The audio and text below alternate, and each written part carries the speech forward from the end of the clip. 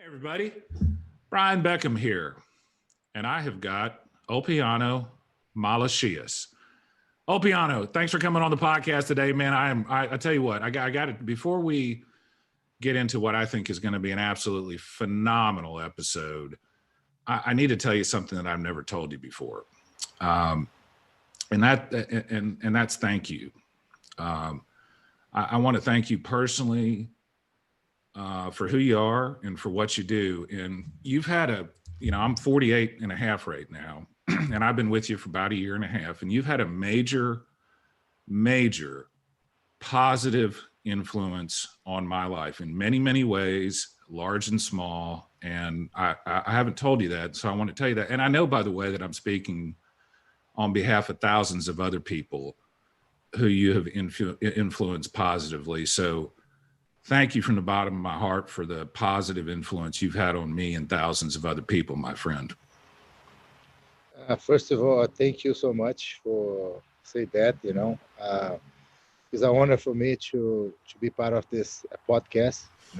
Like where most of the time this podcast is full of well-educated people. And I'm right here, a Brazilian guy that barely speaks English, try to pass my experience to you, so I appreciate your time. And I'm happy that Jiu-Jitsu was able to, change your life in the way that we do things, because I'm just authentic, and I think those days people miss the authenticity.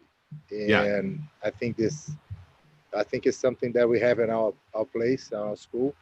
And then that's what, we keep real, for good or for bad, but we keep real. And I think people like it because those days it's hard to find. Well, for sure, Ulpiano. And by the way, you're being super modest right now. You're just as smart. And let me tell you this too. And I mean this in all sincerity.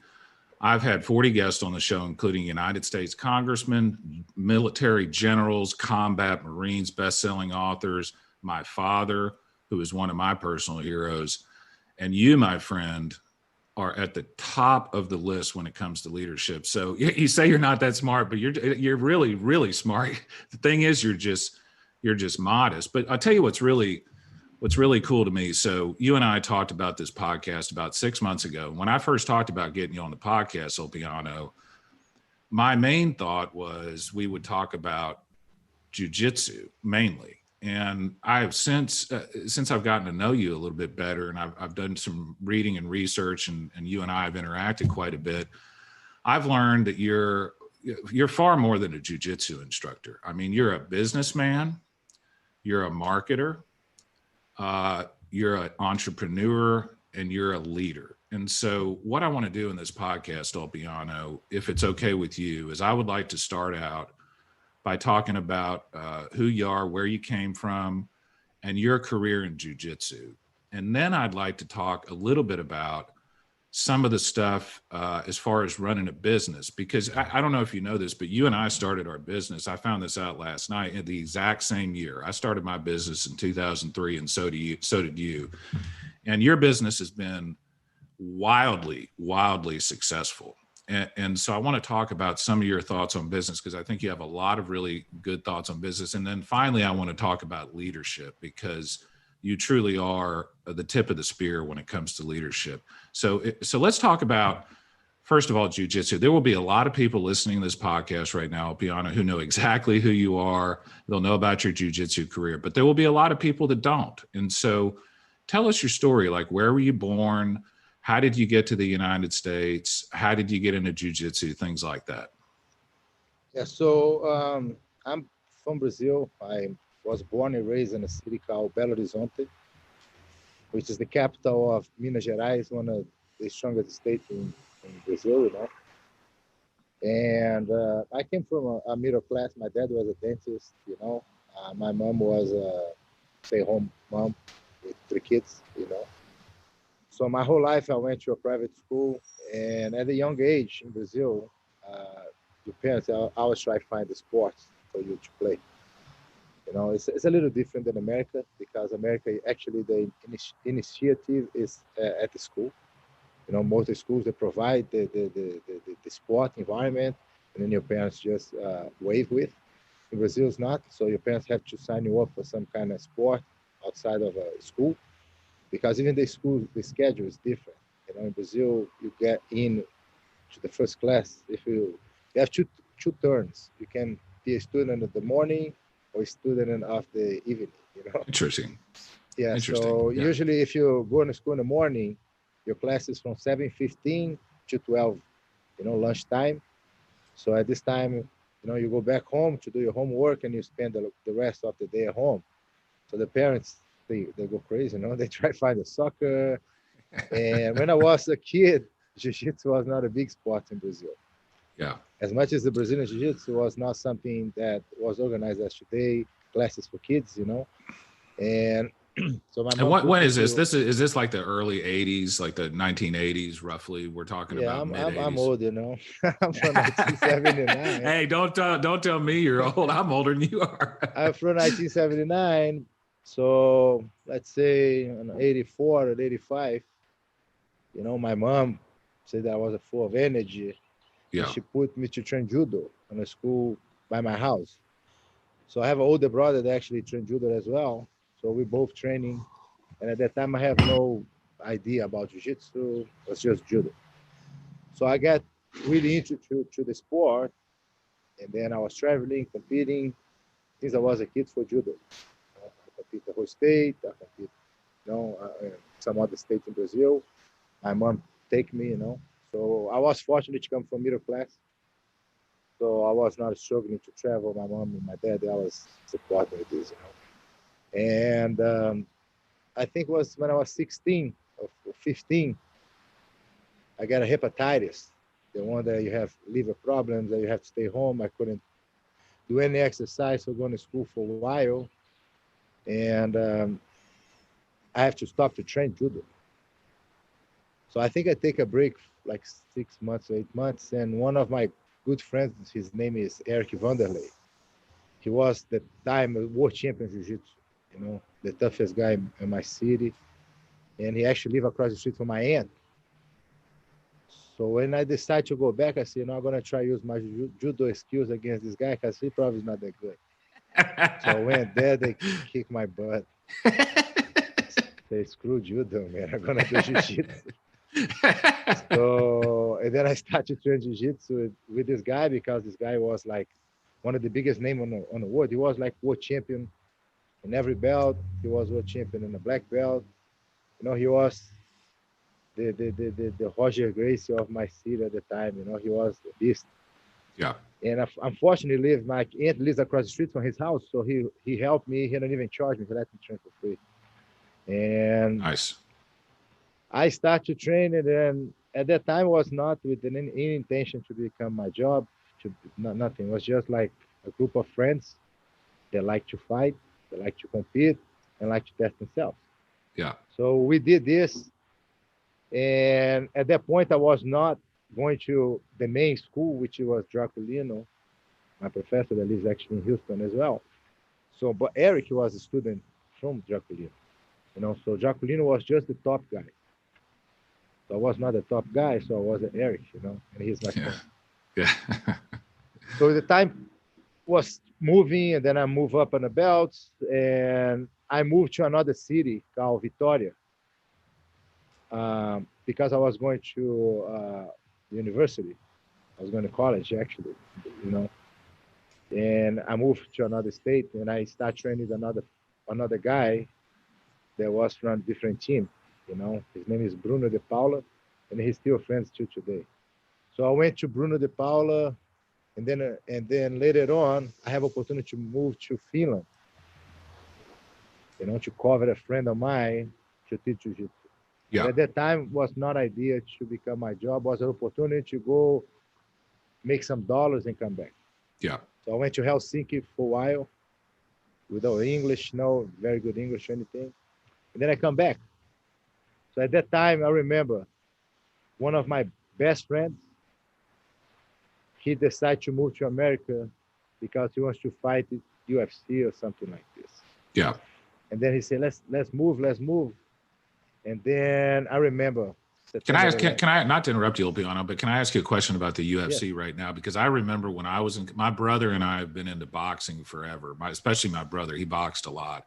But I remember the first UFC, we had to buy the VHS tape and we bought it. And of course, Gracie just, oh my God, we could not believe what we were watching. So what was, when you were thinking about moving to America, the UFC had already began?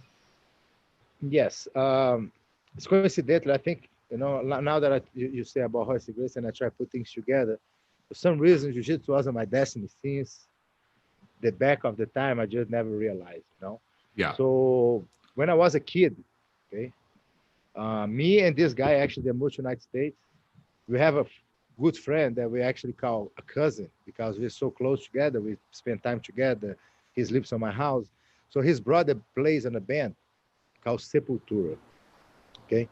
So this band become a very famous band in America. It's a heavy metal band. Yeah. So I used to say to people, oh, my cousin plays in a Sepultura because I was very close to the guy. And they make a video. And the video that they make was actually the first video with the Gracie family about the UFC. Really? Wow. Nice. Yes. And nice. When he comes to Brazil, he brings to my friend the Gracie jacket. I say, Gracie. So I have the idea of the UFC since that time.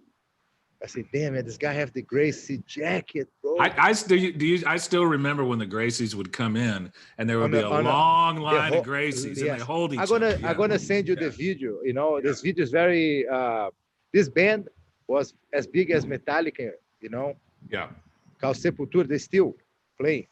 And they did this video.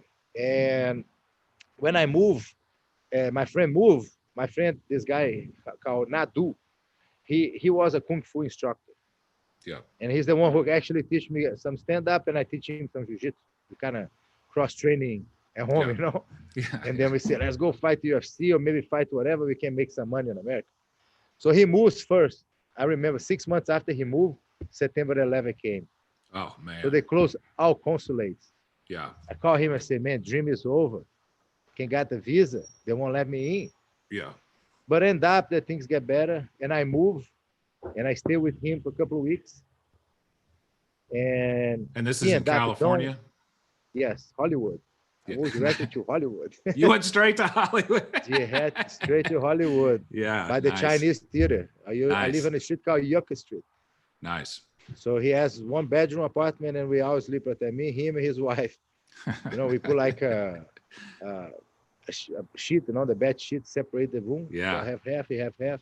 Yeah, sure. And we end up have nothing to do with the UFC. But like I say, Jiu-Jitsu was on my destiny. Okay. Yeah, for sure. So what happened is he got a job as a delivery pizza and he told me, hey, you got to walk and try to find a job. You're going to see places that say help you wanted. Just apply for the job. Yeah. That's how it works in America. And I start to walk, on car washes, everything to get a job because what I want is to get a job where I can work little hours, train, and try to be UFC fighter, Yeah, sure. So I got finally a job after 2 weeks looking. I got a job in a place called Zabumba. It was a bar on Venice Boulevard.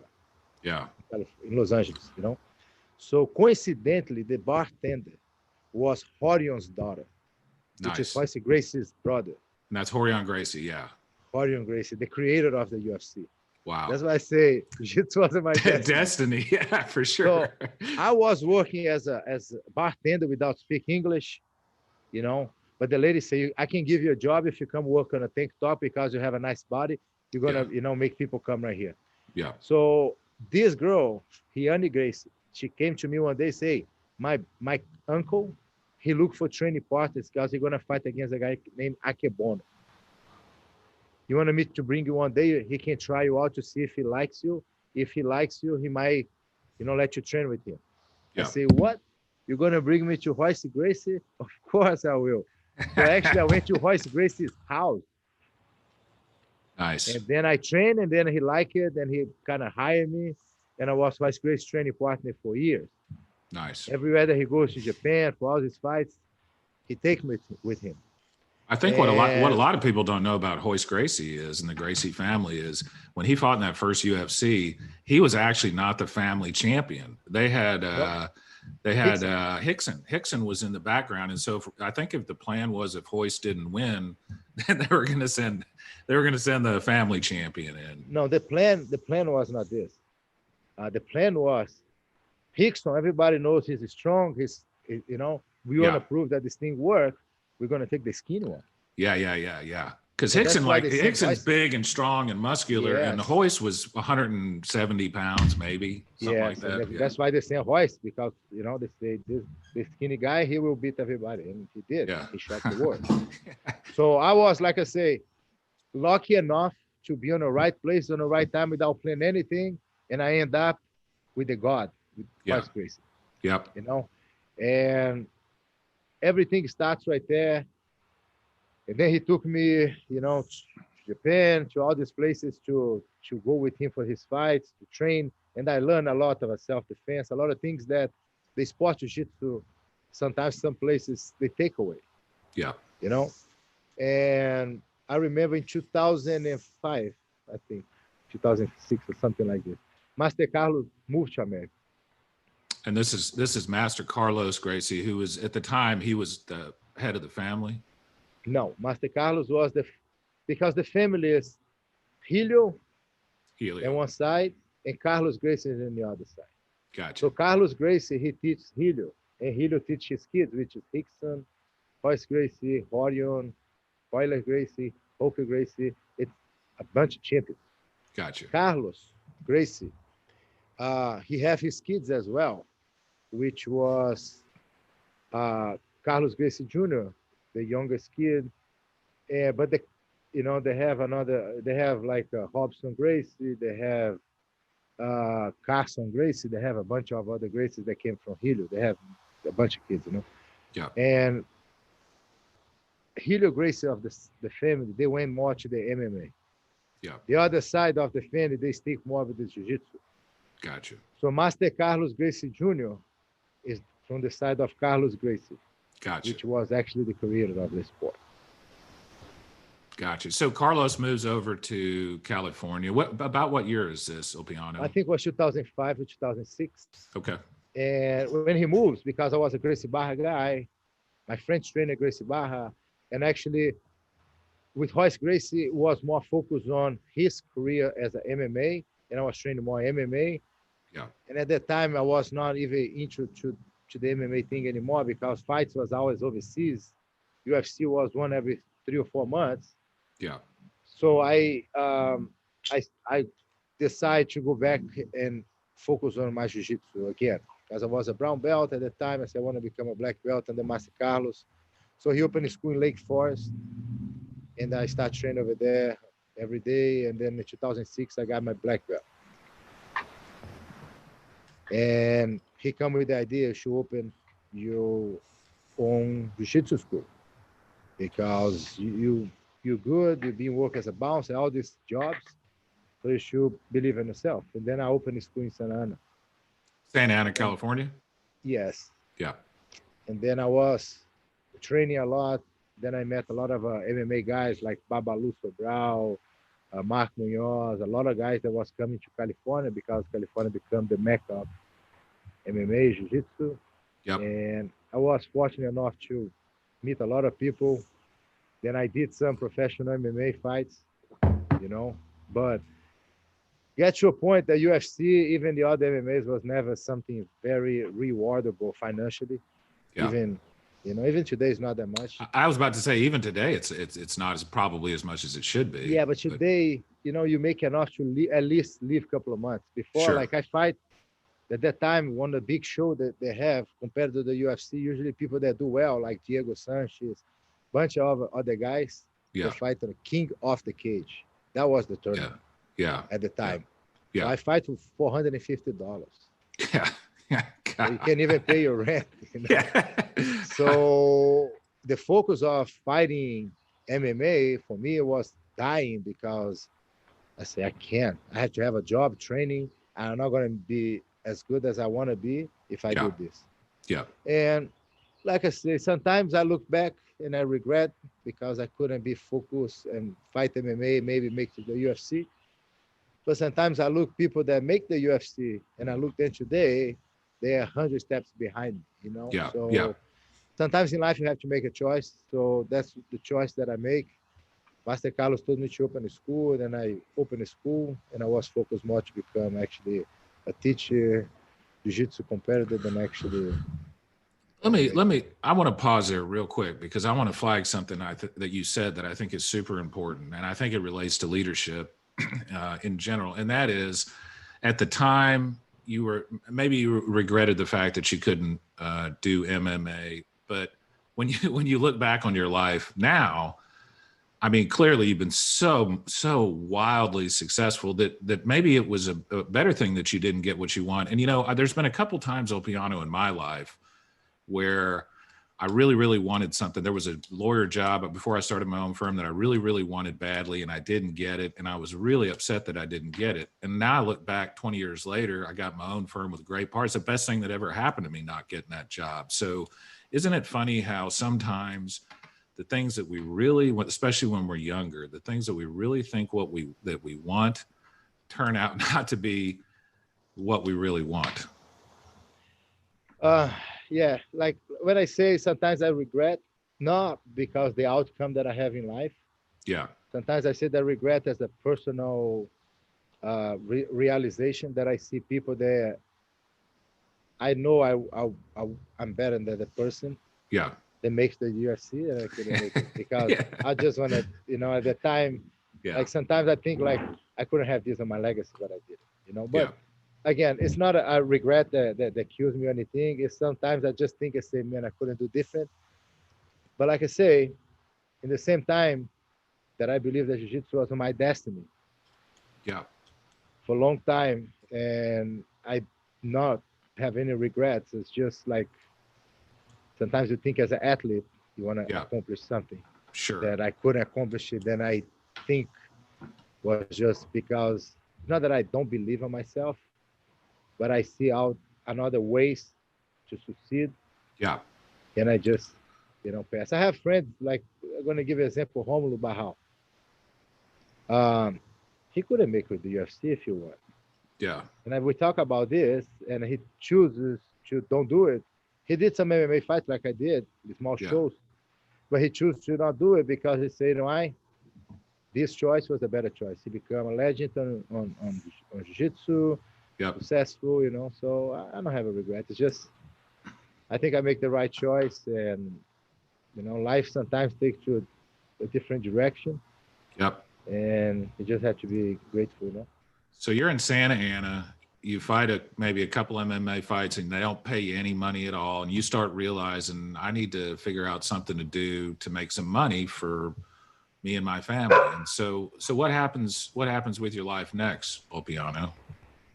2007, I was single. Like I have a girlfriend, yeah, which is my wife today, but was like, we're not married, we don't have kids, you know? And I have to say this, I was living a good life because, you know, like I was driving a Mercedes, you know, I live in Orange County. Yeah, nice. I travel all over the world, you know, but I have no savings. I have no future. I was just living the moment because I was young with no obligations. Okay. In 2010, my wife, my girlfriend at the time, she got pregnant. And I said, well, now things start to get serious, you know? And I say to her, she got pregnant. She got pregnant. You act like you didn't have anything to do with that. No, when I say she got pregnant, this was not planned. And then she broke the news, I'm pregnant. I said, yeah, now, you know, we have to do this. And nice. Her family, it's a very successful people. They're lawyers. They, you know, like they are well educated. Yeah. And at the time it was just my wife with incomplete college, not married, and pregnant. So it's all the wrong things that for a correct family, successful family preacher to don't do it, that she was doing. Yeah. And I have to, you know, to explain to her dad what's my plans. Because he say, what are your plans? Yeah. Yeah. What are you going to do with my daughter? Right. What are you going to do with So at that time, it was a very common, I think even today, you find an investor, the Brazilian guys that find an investor that put the money, you do the work, and then you're partners. 50, 40, whatever percentage you agree. I say, listen, I have a bunch of students that want to invest money with me because they know, because I have this little school in Santa Ana, very little. Yeah. The busiest one, 200 something students, busy. Wow. And by the way, you didn't you have the very first Gracie Barra franchise in the United States? Yes, actually was the first franchise. Yeah. Because I was with Master Carlos when he moved to America. Yeah. So I was teaching in the headquarters for free. Okay, I was helping them, and then they developed the system, they developed the franchise system, and I was fortunate enough to learn from the source. Nice. All the trials, everything that I did, I was there. Nice. With some other professors. Yeah.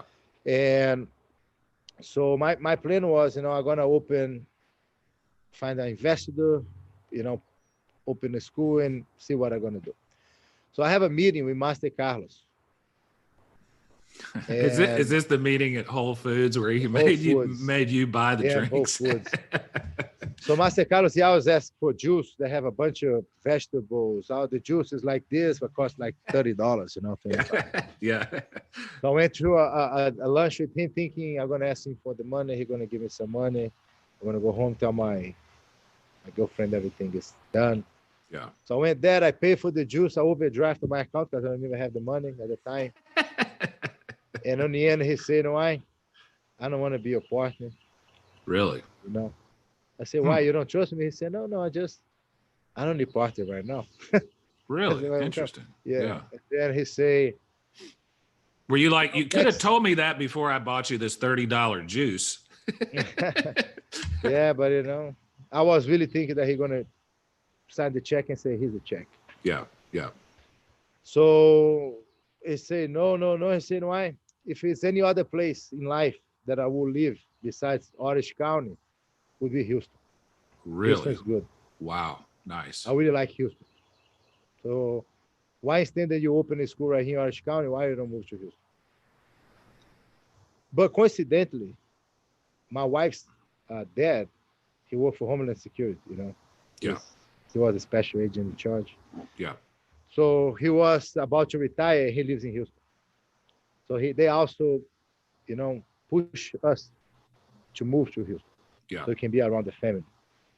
So I went home and tell my wife, listen, no money, no nothing. So I just spent the juice overdrafting. What the hell? You say he would do it? Yeah.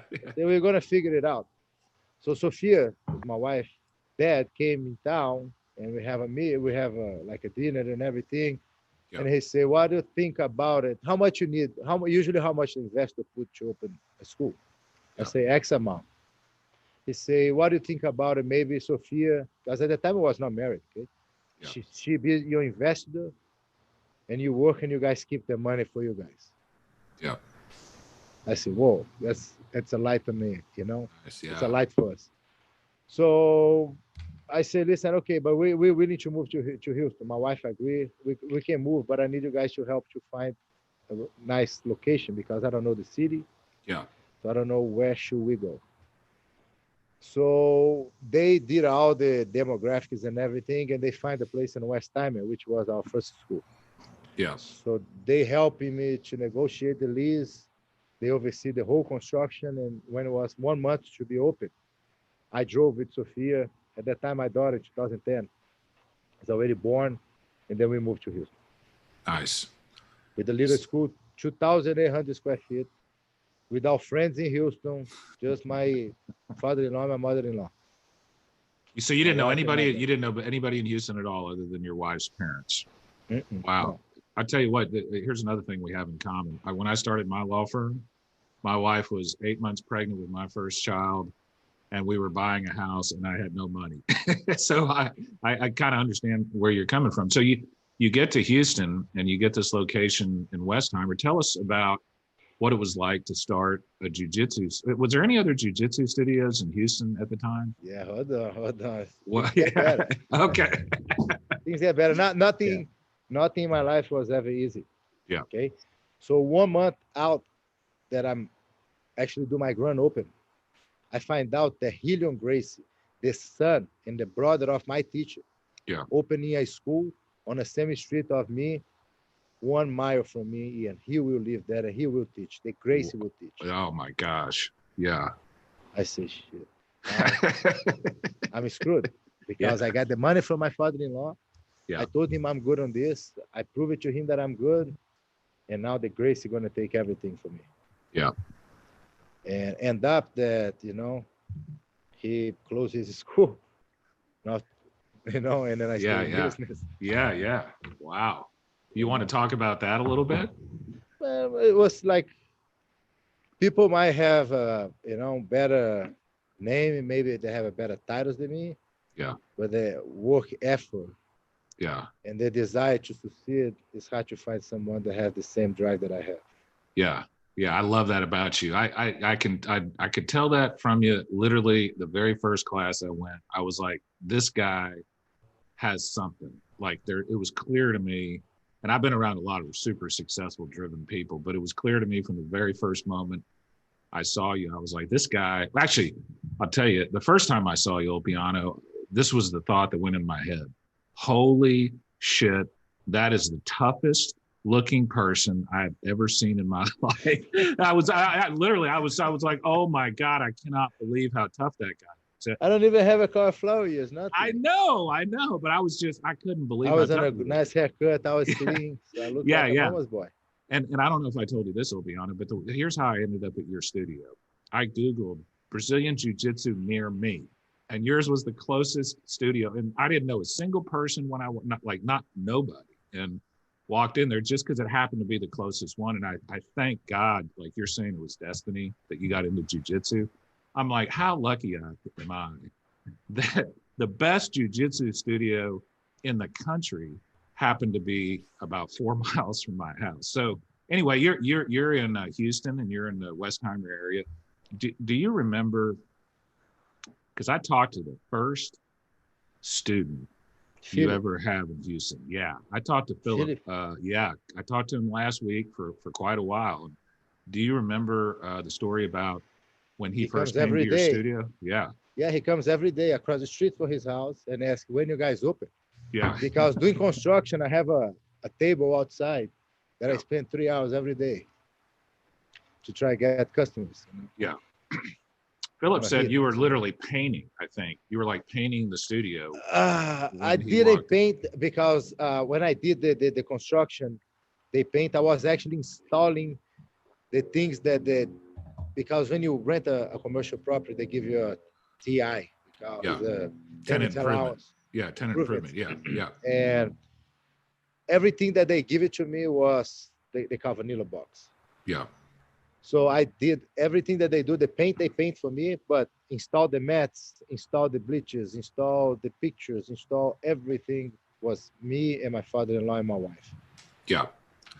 So Philip comes every day. Hey, when you guys going to open? I say, maybe next week. Yeah.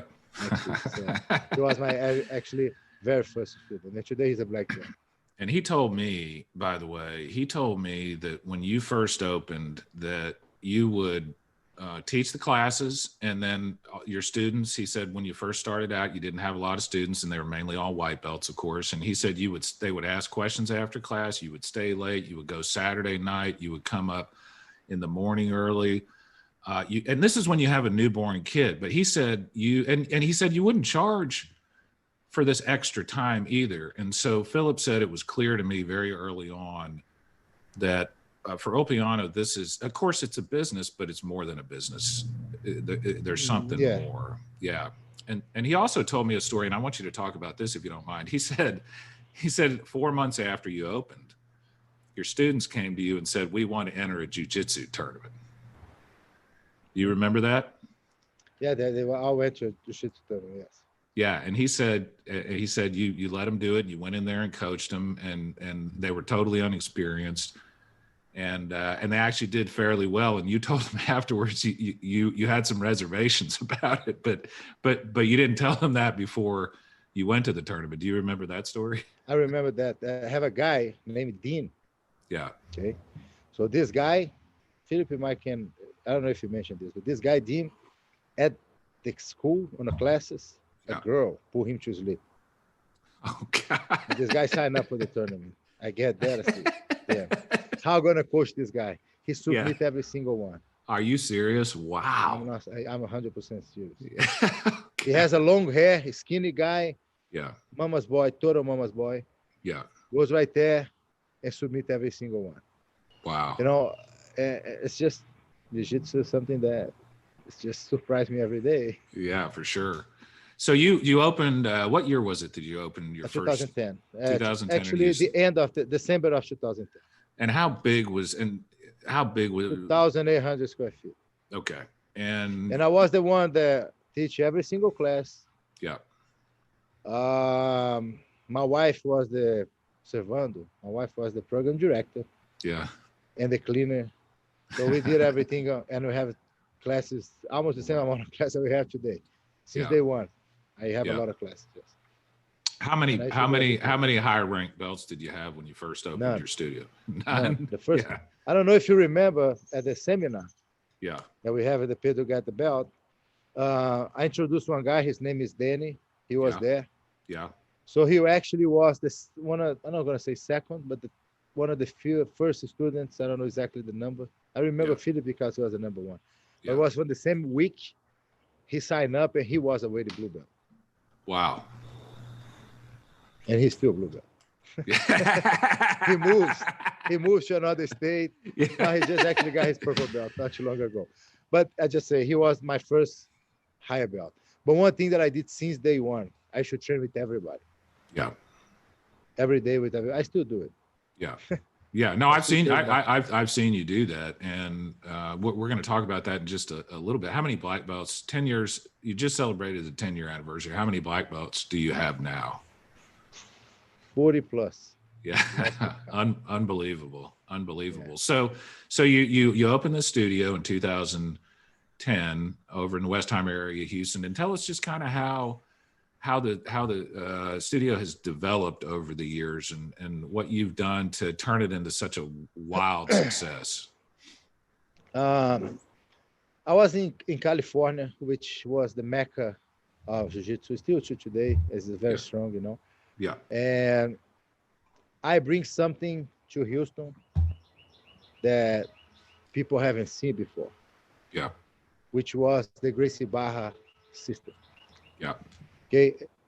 And was something that in the beginning everybody criticized, because how you're going to teach someone the whole entire life that, you know, if you want to do jiu-jitsu, you have to compete, you have to be, you know, be able to come right here every day and give your life, give everything that you have. How you teach this to people to switch to something that are open, which was structured. Yeah. So we have times to start the class, we have time to finish the class, we have separation by beginners, intermediate, and advanced. So what's something, and also you have the uniform. Yeah. So at that time, people would say, oh, Gracie Barra now is the McDonald's, McDojo, because they give you a paper, the instructor reads and teach. Yeah. But actually, it's like, imagine you take a bunch of cavemen, and you put inside the Apple store. Yeah. They're not going to take the iPad and use the iPad. They're going to break the iPad. Yeah. So this is, you know, when you go to somebody that is old, they say, this damn technology. But actually, technology, when you understand, makes your life easier. Yeah. So when I move, I offer something that the other ones don't offer, which was shower on a jiu-jitsu school. That was something new. Yeah. I have a laundry service. I have a towel service, and I have a loaner geese. You have a makeup area for the ladies in the ladies' locker room. Now, but before I don't. Yeah. But I have all these things that my competitors don't offer. The only thing that they have, that I have, was jiu-jitsu. Yeah. All the other ones they don't have. So I think this helped me to have people on my door that was not the people that never give a chance to jiu-jitsu. Yeah. And at that time, I have a different ways to introduce people to jiu-jitsu. We have a thing called intro class. Yeah. If you come before, I'm gonna come you one-on-one for 25 minutes. I'm gonna teach me personally a class. Yeah. I don't have time to do this anymore because we become big, you know. Yeah. But I think in the beginning, that's what makes us different than the other ones. And for the fact that I was a Brazilian guy with a good reputation on Jiu-Jitsu, and you know, I was competing at the time, helps us to grow. Yeah. You know. How many students do you have right now? 750. Yeah, and I want to remind people, by the way, and I'd like to hear your thoughts on this, Ulpiano, because this is super impressive to me. You have 750 plus students, and this is after a worldwide pandemic, right? And so you've been able to, and as a business owner myself, I've had to navigate through the pandemic. I mean, they shut the courthouses down, no trials. That's tough on a lawyer, but we were like, we're going to figure out a way to get through this. You've done the same. And for you, it's probably even harder because jiu-jitsu it's a contact sport. It involves close contact. And so how are you able as a businessman and a leader to lead your troops, your gym, your people through this incredibly difficult time? Yeah, when that happens, I remember was March 15th. Yeah. The day that they close everything. Okay. So on the week before, all the leaders from Gracie Barra, they was having a meeting to decide if we should close or not. Yeah. Even the government sent us to close or not. Yeah. And then my father-in-law, he said something that, you know, he said, listen, unless they say to you to close, don't close, because you have the bills. Yeah. You know, and you know, if it's really bad, they're going to close. Yeah. But I remember 2 days before, we have a meeting, Giacolino, me, Professor Flavio, some other guys, and we actually decide we're going to close. I'm going to take the hit, but it is what it is. Yeah. We can adapt and do the class online, and because people trust on us, this is going to make us look good. And so before they come to close, we decide to close, and you announce that we close. Yeah. Wasn't hard for me because I was thinking now it's over. Because what I do is a contact. You can be close to people, have to be 6 feet. How am I going to do it? Yeah. And I start to think how I'm going to do it. Then I buy 50 dummies to put in a school. I said, when they reopen, everybody going to train on a dummy. And I start to create classes where people couldn't work on from home. And I tried, you know, like at the time, people has no choice. It's not just me, it was closed, it's everything. Everything. So that's right. People was accepting to stay home. Yeah. And then my goal was, what can I do to keep my students interested in Jiu-Jitsu? Yeah. And how can I, you know, navigate to this time? I don't know how long it's going to take it. Yeah. And I don't know if you remember, we was offering free private classes online. It was offering a lot of things that we come up with ideas. Yeah. And it was kind of working. Yeah. And I have amazing support of the students. But I decide to send an email, say, if you don't want to get charged, let us know, we're going to close your account. Yeah. Because that shows to the student that, you know, as much as it's not just the money, it is what it is, you know. Somebody have to take a hit, that's me. When I make more money, I don't give them back. Now I make less, I have to take the hit. And I think because I was so honest with the students, 50% of students keep the membership. They didn't pause.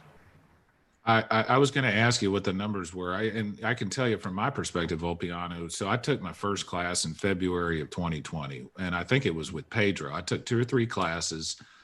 I remember my first role was with Jake, and he was just absolutely destroying me, even though I outweigh him by 50 pounds. And I was a college athlete, and I'm like, holy crap, I gotta learn how to do this. And then all of a sudden, the studio's closed. The gym is closed. There's no more jiu-jitsu. And I'm like, this sucks. I really want to train. But I was one of those people who took quarantine very seriously. When the government said to stay home, I stayed home. I kept my family home. I listened to what they were saying. But when I did come back, I came back in October.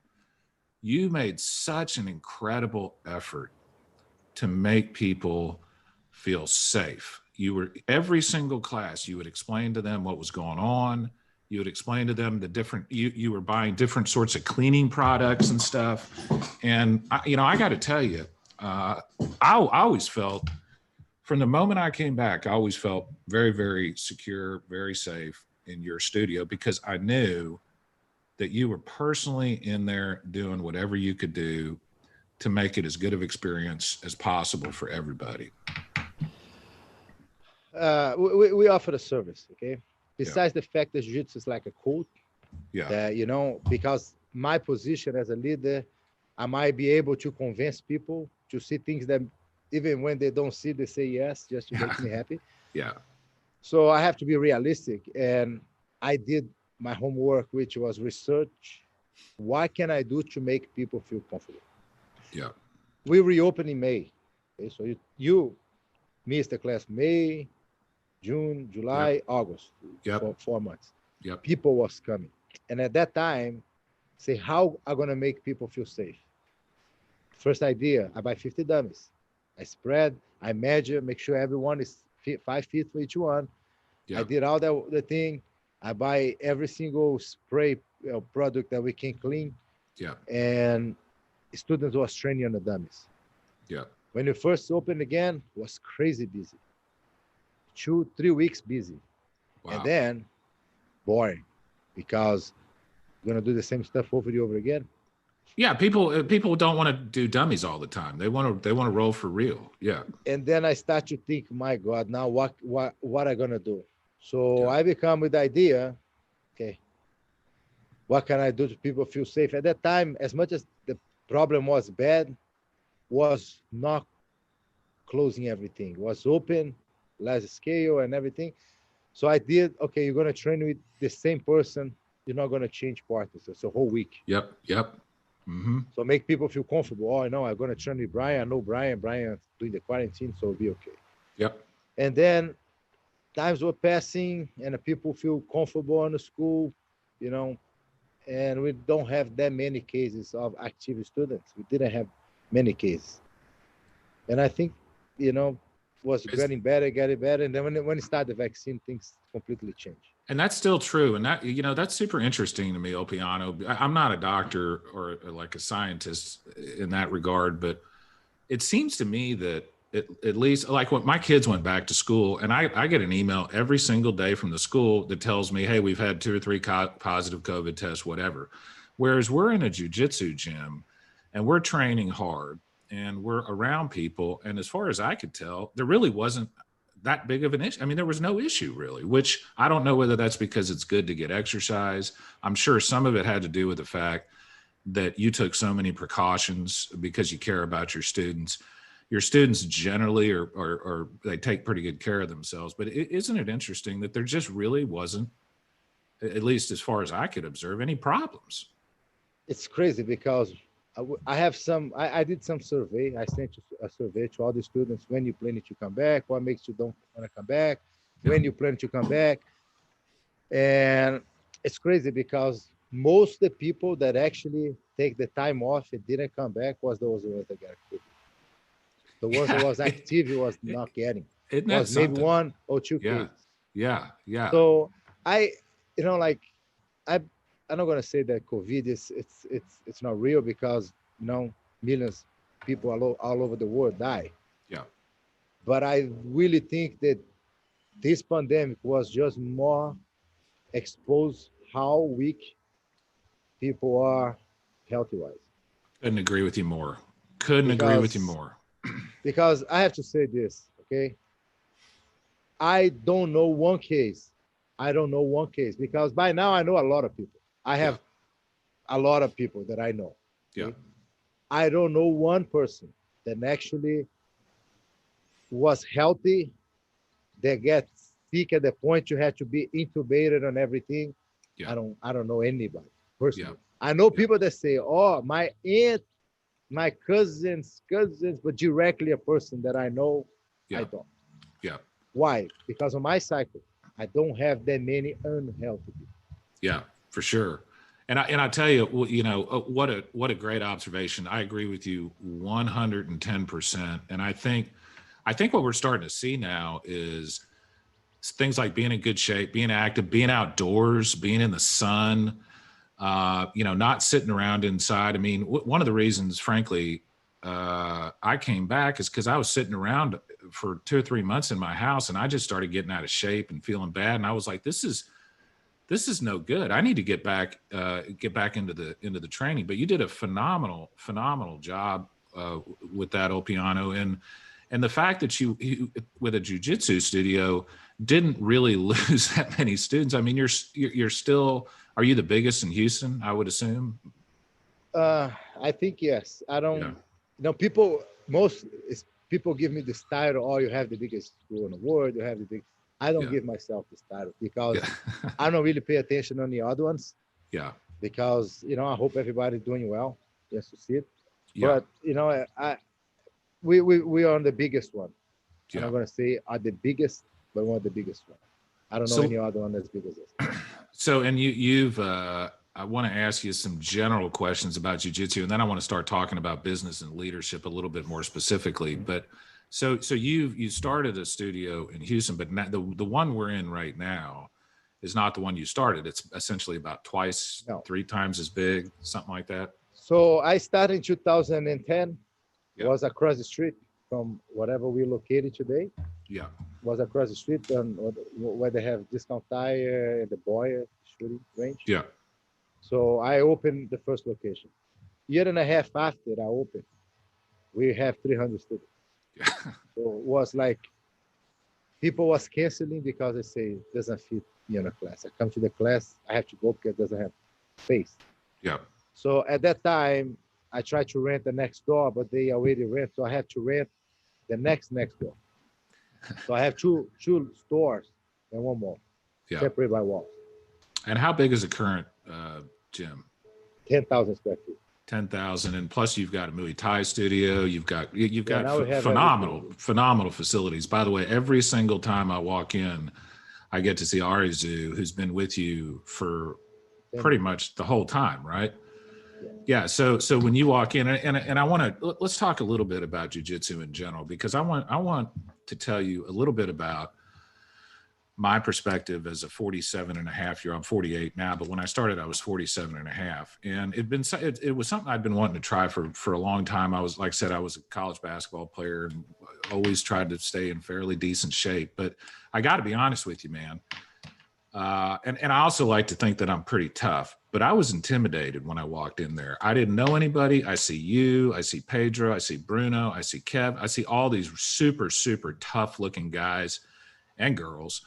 And I'm like thinking to myself, am I going to just go in there and just get my ass kicked for 6 or 7 months and just get the shit beat out of me? I mean, I didn't know what to expect. And the bottom line is it's not like that at all. Matter of fact, it's the opposite of that. Like the people that I train with are some of the best quality, nicest people I have ever met in my life. But talk a little bit, Ulpiano, about what you would tell somebody that doesn't have any experience with jiu-jitsu or martial arts, who might be intimidated by coming into a studio with a bunch of really tough, great athletes and might be afraid. Like what kind of advice would you give them about that? First of all, we are not karate studios, so we don't punch and kick.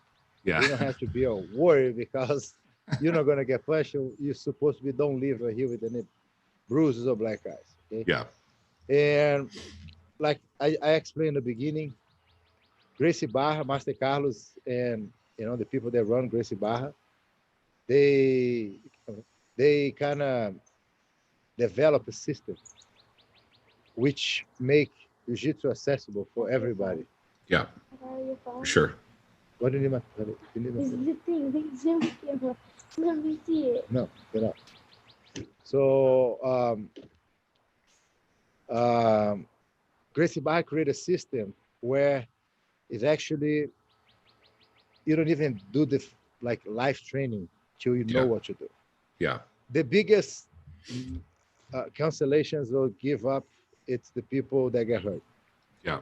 So I'm not going to let you do something that you don't know what to do till you know what to do. Yeah. I'm not going to give you a bike on the first day to teach you how to ride a bike.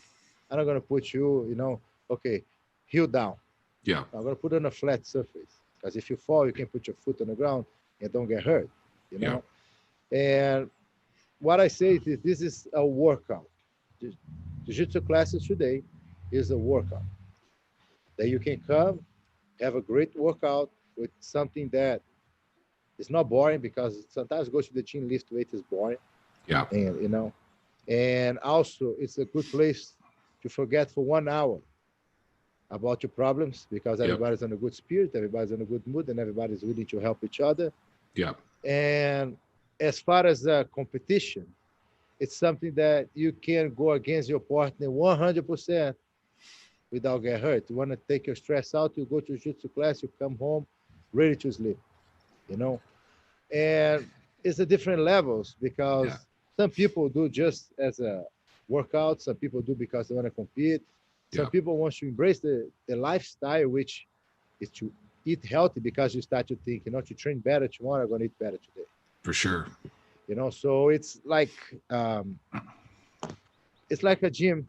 Today, I'm going to say jiu-jitsu school can be a gym, not all of them, but those ones that have good programs is a facility that you go right there to get in good shape. Yeah. And then you learn some skills in self-defense. And if you like of a challenges, it's something that you're gonna find love, It's an incredible experience for a lot of reasons. I don't know if you know this, but when I first started, I had a bad shoulder injury. And it wasn't from jiu-jitsu. I had it before I came in. I couldn't do one push-up, not one push-up, for 6 months, because my shoulder, my rotator cuff, was all jacked up. But I trained anyway. And the thing that I think maybe I didn't realize, and people that aren't familiar with jiu-jitsu don't realize, is you can work around injuries. I mean, there's a way to train. You don't have to go 110% every single time. If you've got a knee injury or shoulder injury or something, you can ease up a little bit, or you can try to do moves and techniques that maybe don't require the use of your shoulder or whatever. But I think what I'm hearing you say, Ulpiano, is the idea that this is like you go in there and people are punching and kicking each other is just not true. I mean, it really is a great workout and kind of more of a team building experience. Let me ask you this question. What would you tell, because the other thing that I didn't realize, which I think is super cool, is I walk into these classes and there's you have 50 kids that are 4 years to 8 years old, and they're taking classes and they're having a blast. And then I train with, you have people in your school that are in their, I think Pat's almost 60 years old now. You got people that are in their 50s and 60s. So there really is no age limit to jiu-jitsu. You can pretty much start as young as you want. You can train as long as you want. What I heard more from people is this: why I didn't find jiu-jitsu 20 years ago. Yeah, I've said that 100 times since I started. That's my big regret. I get messages, people say, I wish I find this 20 years ago. Yeah. So it's because, again, it's a taboo that people have, that, jiu-jitsu school, you're going to get there, you're going to have cauliflower ears with UFC fight. It's not. Yeah, yeah. I'm going to say it's a church. It's a church. Yeah, for sure. Then you go right there. It's 1 hour that you go. My job is to make sure that 1 hour that you spend at Westchase is the best hour of your day. Yeah. Yeah, I was talking to my phone, just text message right here. Is a guy that I teach him every week. Okay. So this guy is an executive big time. He just say, unfortunately, my flight get delayed to a mechanic issues. I won't be able to make the class. So he travel every week right here just to get the class and go back home. Wow. He don't even live here. That's absolutely because he say is the best hour and a half of my week. Yeah. He say I count the minutes to arrive at your school.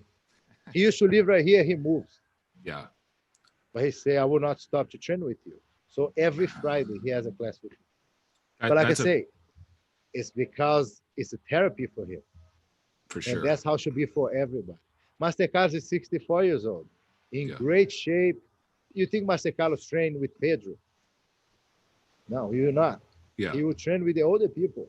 Yeah. Just to play, to have like you're going to play soccer. You're not going to play soccer with the college boys. You can't run like that. Yeah. Me, you with 40 something, you can run. Yeah. So, so you have to adapt your needs to have fun on your terms. You're going to play soccer with your own friends, 40, 45. Yeah. You know what I mean? Well, I was kind of dumb because I had my one of my things I promised myself when I came in is I said, anybody that asked me to roll, I'm not going to say no to anybody. Whoever, I don't care how big, how small, how old, how young. If they ask me, I'll say yes, because I was like, I'm gonna prove myself. But I'll tell you another quick story, Ulpiano. So my best friend in Dallas, he's been my best friend for almost 30 years. His wife is Russian, but she's the biggest American you'll ever meet. He's got a son. And when I started jiu-jitsu, I started calling him up at night after class, and I would be like, man, you have to do this. This is like one of the best things I have done in the last 15 years of my life. You have to give this a shot. And I kept pressing him, and I was pressing my boys, and I was pressing another friend of mine. And now my friend in Dallas, his wife, his son, my other friend in Dallas, and both of my boys are doing jiu-jitsu. And the Russian lady she's totally addicted. She's 47 years old, and she goes 5 times a week now. They train under it's not Carlos Machado, but it's a Machado jiu-jitsu gym, and they just went out and had dinner because their instructor got his 6th stripe on his black belt recently. But they're totally and completely addicted. Let me ask you a couple other questions in general about jiu-jitsu. Are you doing okay on time, Ulpiano? Yeah, are you okay. Good? Okay, good. So who do you think, and I was actually doing some research on this myself last night too, who in your opinion is the best jiu-jitsu competitor ever? Roger Gracie. I thought you'd say that. That basically, when I was researching that's what everybody said. Why do you think Roger Gracie was the best ever? Several reasons. Number one is he submits everybody from the base mount, choke from the mount position. Yeah. Number two, he was a complete guy. He knows top, bottom, and he was a guy that actually revolutionary because he won gi, no gi. Like Gordon Ryan today tried to say he's the GOAT of no gi, he's this, he's that. He's a very talented kid that I believe he's gonna be the best of the best. Yes, he maybe will be. Yeah. But the differential between him and Roger is that Roger did everything. Yeah. Roger fight gi, no gi. MMA. UFC, He even fought MMA. Yeah. And I think he was in the everything. top 15 in MMA when he fought. The reason, like the UFC, he fight against Tim Kennedy, that they put him in 185, which is not his division. Yeah. He's 205. They asked him to fight 185, and he lost for Tim Kennedy, and they cut him. Yeah. So it's just because he was a Gracie, he has the pressure. But like Roger for me is the best ever. Yeah. Who are some of the up and coming jiu-jitsu stars? Like, who are some of the people that the wider audience in jiu-jitsu may not know about yet, but who do you think is really up and coming and is going to be a big player on the scene in the next few years? Bruno. Yep, for sure. Because Bruno just started. Bruno is 21. Bruno is very young. Yeah. And since he moved to America, he started to adapt to the American lifestyle. Yeah. So he gained weight. He's strong now. Yeah. He's more confident. So I think Bruno will be. Pedro is already reality. The Mendes has some good kids. Yeah. Yeah. So the new generation, I believe they're gonna be really good. Yeah. But another Roger Gracie, I think, still takes some time. Yeah, I have another kid called Mika Galvão. He's a brown belt. He's really good. They have a bunch of names that they will succeed. Yeah.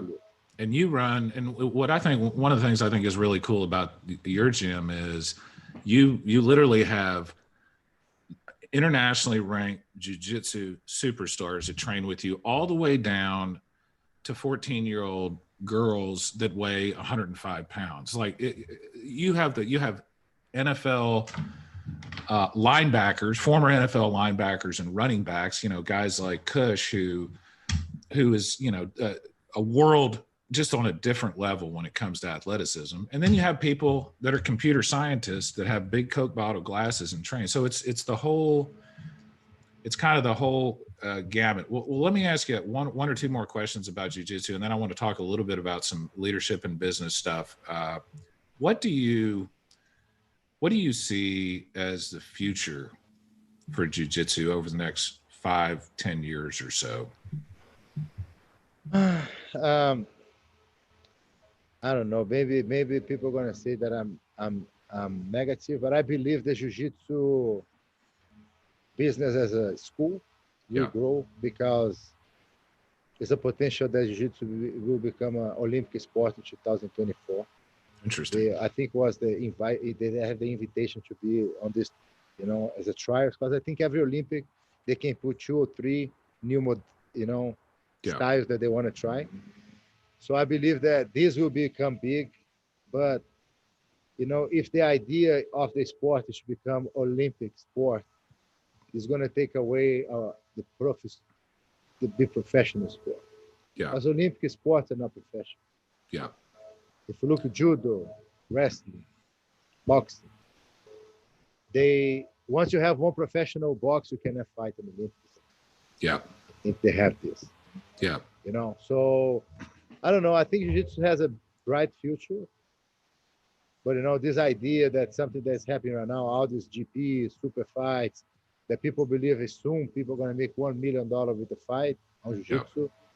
I don't think. Yeah. Because it's a room to grow, to people make more money, it becomes just an athlete. Yeah. But for the fact that jiu-jitsu is not by country, it's by teams. Yeah.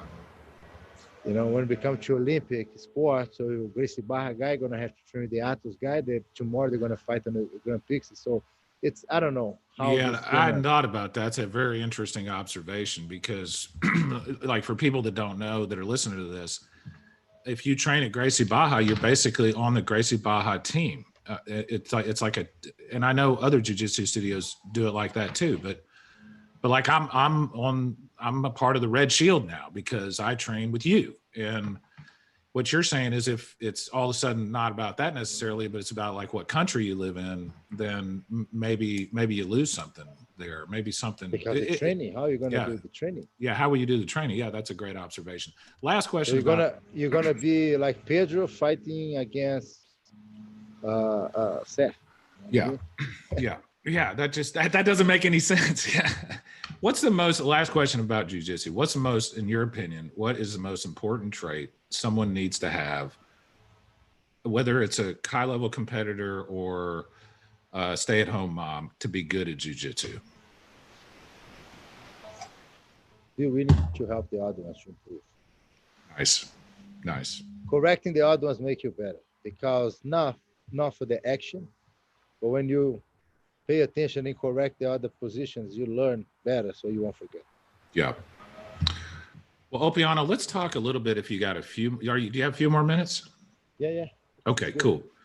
Let's talk a little bit about you being an entrepreneur and a businessman as well as a leader, because like I said earlier, when we were at the beginning of the podcast, so I walk in the first day, I see you, I'm like, oh my God, that guy looks tough. Like I'm afraid to even look you in the eye because you look so tough. And then we go out there, and before every class that you teach, you normally have some things you say, whether they're announcements or other things. And I remember listening to you in that first class and just thinking, this guy's got it. Like, there's something about you, Ulpiano, that causes people to listen, to pay attention, and to follow you. So what do you think that is about? I mean, you think you were born a leader, or where do those skills come from? Didn't born a leader. I said on a podcast before, I was not a good example as a leader. Okay. Yeah. Because sometimes to be too authentic can work against you. Yeah. So I learned that number one, something that I should don't do it is to listen to the other ones. But listen to others. Yeah, the good leader, they always listen. Yeah. They analyze and then you reply. Yeah. For years, I was just replying on emotion. Yeah. You throw a jab at me, I throw a jab back on you. You know. But I realized that, you throw a jab at me, if I'm smart, I'm going to, wait, and whatever I have a chance, I'm going to throw you a straight punch and knock you out instead of just throw a jab and waste my energy. You know what I mean? Yeah. So I think what makes me different than the other ones, I don't think, people always give me their compliment, the compliments that I'm a good leader, I'm this and that. What can, that I say, but one thing that I'm a real when become a dog. Hey. So when I become too when it become too me personally, I can't don't like you and be in front of you like I like you. Yeah. You know what I mean? So I'm real. Yeah. I have a problem with you. I'm gonna go directly to you and say, Brian, it doesn't work. Yeah. Like example, I have a parent on the school this day. He keep coaching the kids, and he keep being really disrespectful with my employees. With me, he's like treat me like I'm a god. Or the other ones, treat them different. Yeah. So I put him on the side. I give back his money, $150, the membership. Nice. I say, here's your money. I want to give your money back, and I want you to find a new school for your kid. Oh, my kid loves you. Yeah, but you don't love me, or do you don't love your kid? Because you do things inside that's my house that you shouldn't do it. Yeah. I don't go to your house and I put my foot on the wall and then you do this on my house. I don't go to your house and complain to your wife that she should let me and you do it, my employees. Yeah. So I don't want you right here. And then that makes him think and ask for a second chance. And he's better, So I don't do just for the money. I think today you have to be a leader where you have your philosophy. And you have to follow your philosophy and be clear to the other ones.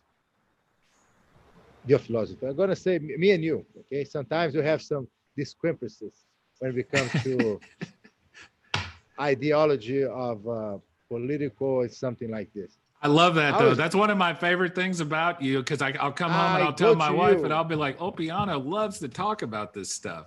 And I say directly to you.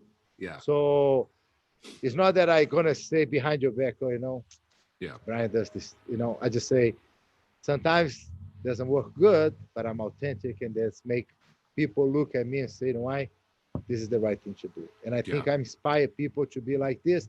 And I think the story behind, my beginning, and I think all this, and for the fact that I'm the black belt, helps to people look up to me. It's not that I'm just a good leader, but I'm in a position that I have the attention. And then I try to do the right things to keep that attention for a long time.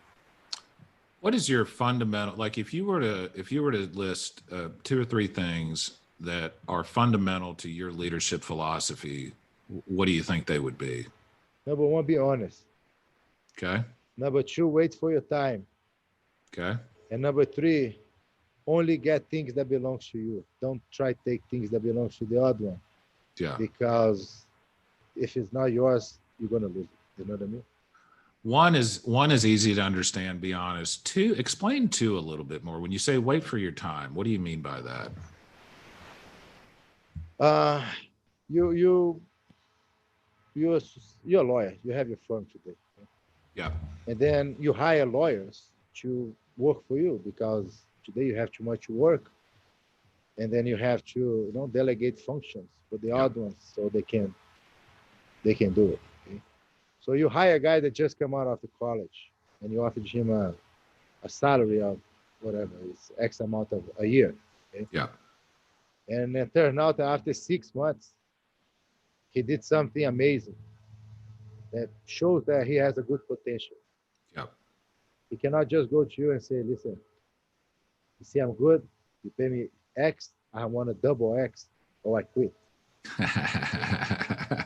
Because he has that opportunity because of you. Yeah. And then if he get greedy, thinking he is the shit, he'll fail. Yeah. So my dad used to say, don't put your foot what your leg cannot reach because you're gonna fall. Don't try to do a long step because you're gonna fall. So wait for your time. Yeah. When it's time for you to succeed, you will succeed. You know what I mean? So You had you had a really good comment on the business podcast you did, where you talked about when an employee came to you and asked for a raise. Do you remember that story? Yes, I do. Talk about that story a little bit, because I love that business philosophy. Besides the fact that, you know, they work with me, they become friends, jiu-jitsu buddies and everything. Yeah. I have to have a position that I'm not just a business, and I'm right here to, you know, to pay the bills, to pay everybody, and to have profit. Yeah. And when you do your job that you get paid for, you shouldn't request a raise. The raise you request when you do more than you get paid for. Yeah. So my issue with my employer was that he asked for a raise. I say, give me 2 reasons that you deserve. I know he don't deserve. That's why I asked for 2 reasons. I know he don't have. Yeah. Because, example, Servando get raises. Servando as well all the time. Pedro. Why? Because they go beyond their job. Yeah. You know, they go above and beyond. So I said, give me 2 reasons. The 2 reasons that he gave it to me, one is he's an honest person. Yeah. And the second reason was that he always show up on time. I said, that's the reason you deserve a raise? He said, yes. I said, let me tell you something. If you don't do this 2, you're actually going to lose your job. Yeah. That's your obligation. That's the minimum that you can do. Yeah.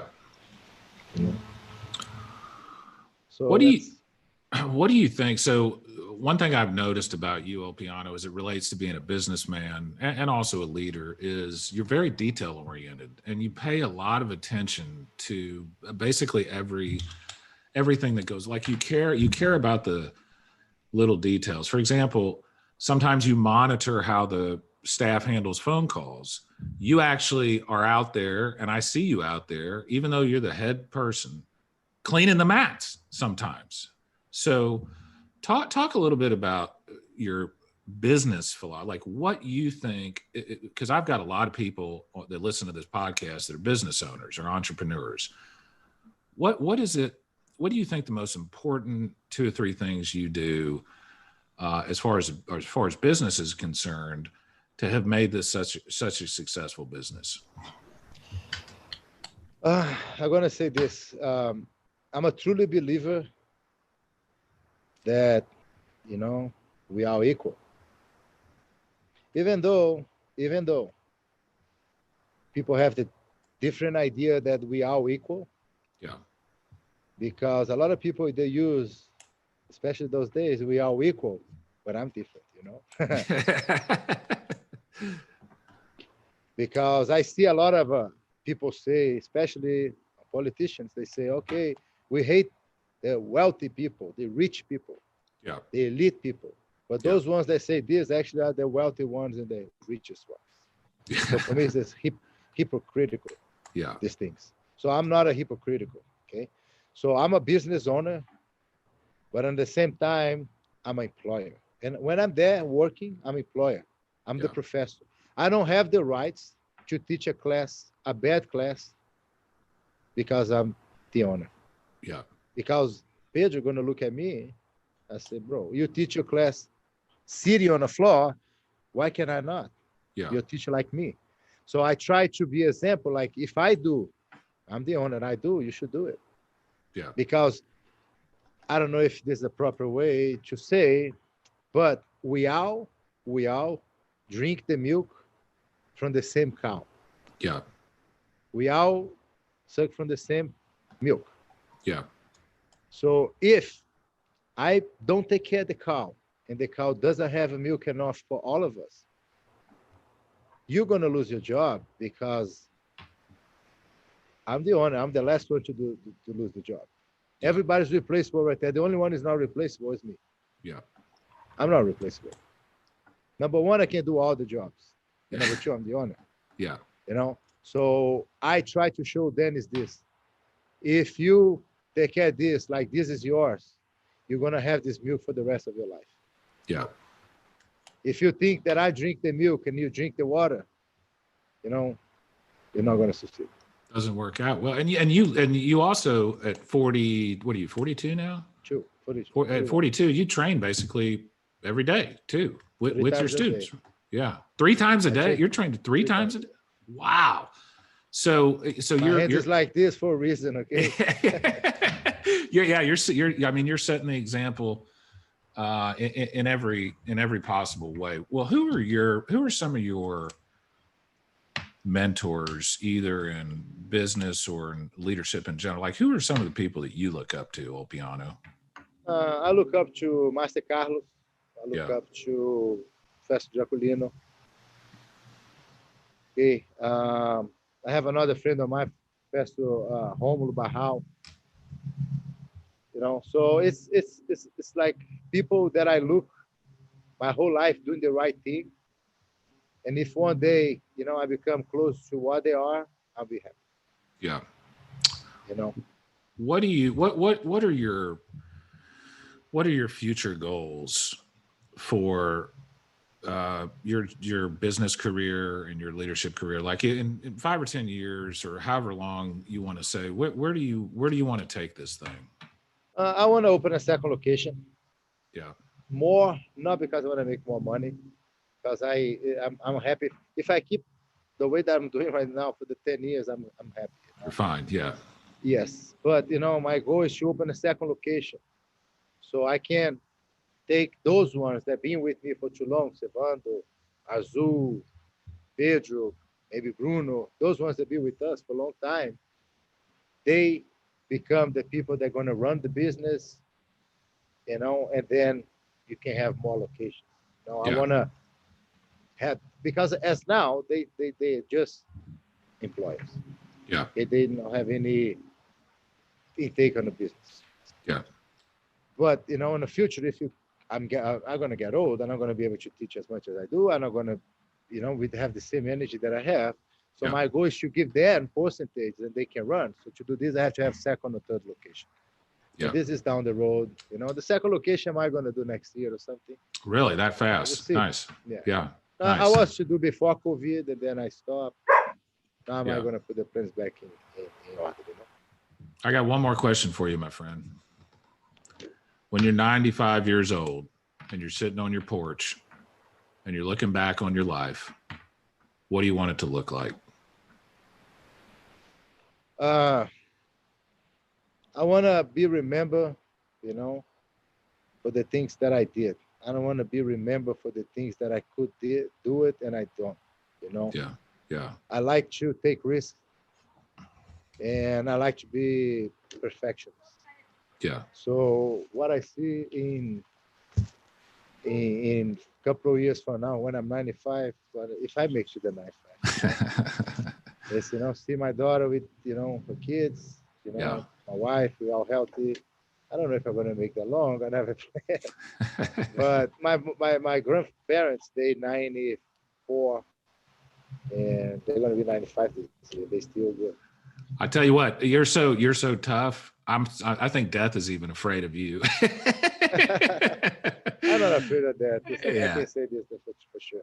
Yeah, me neither. I don't think it's that big a deal. But, well, Ulpiano, this has been a huge treat for me. It's a huge honor to have you on the podcast. Like I said at the beginning, I think so highly of you. And let me just say one more thing. There are people in this world who make the world better. Like, the world is a better place because certain people are in it. And when I think about you, I think about the fact, among many other things that I like and admire, that this world, this state, the country the United States, Texas, Houston, and our community is better off because Ulpiano Malachias, I think I'm pronouncing that right.